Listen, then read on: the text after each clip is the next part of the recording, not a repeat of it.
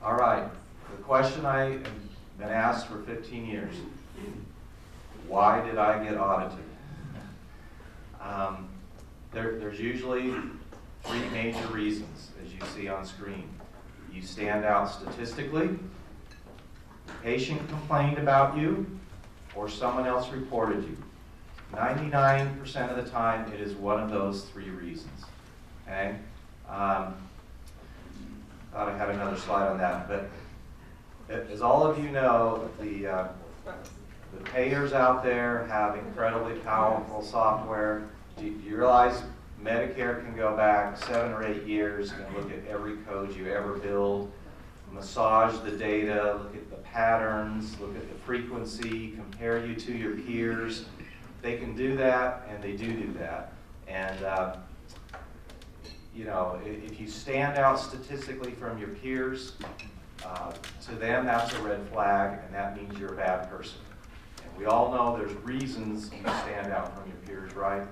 But to them, oftentimes they don't care. That simply means you're an audit target. So if you're the #1 biller of routine foot care codes in your state or area, that's a very high likelihood that they may come and look at you. Patient complaints, another huge source, and the government loves these. When they have your patient call and say, I got my EOB and the doctor says they did a surgery on me, and all they did was take off my toenail. It wasn't a surgery.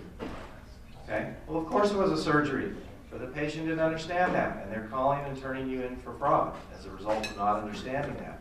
Or you offended the patient in some way, and they're mad, and so they're going to turn you in to Medicare, and the government is going to come and knock on your door. The message here is help patients understand and do your best to have good relationships with your patients, because patients who like their doctors don't turn them in. They just don't. As far as someone else reporting you, again, former employees are a huge source of this. Former spouses we've seen, competitors down the street.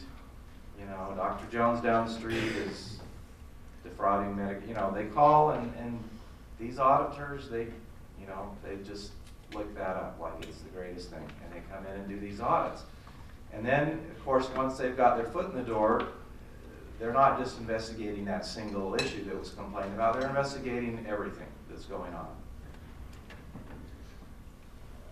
I want to keep a close watch on time here. All right, so these are the reasons that we are typically seeing audits. Oftentimes when the audit starts, we are not aware of what the reason is. We just know there's an auditor standing in the doorway, and it's often not until later that we actually find out why. And there are a few cases where we never find out why, frankly, but oftentimes it does come out during the course of the investigation or the audit, the reason for the situation.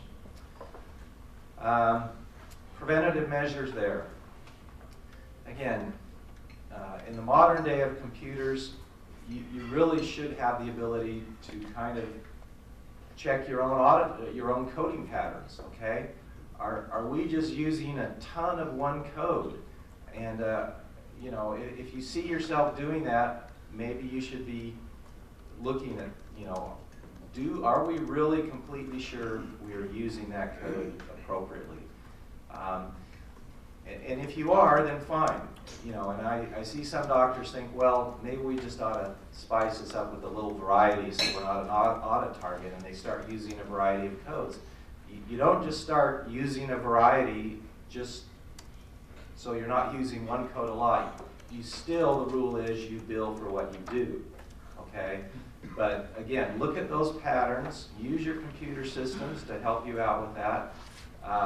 The government, from time to time, will send out these letters. They call them comparative billing reports, CBRs, and they will give you the government's snapshot view of what they think you're doing. But you can do that yourself just as well. The value of the government one is they will be showing you the comparison to your peers, which can often be informative. Okay, the good bedside manner, we've talked about that if the patient likes you, they won't turn you in. Helping that little old lady understand that a nail avulsion is a surgical code, you know, that kind of thing. And being fair to those around you, if your employees,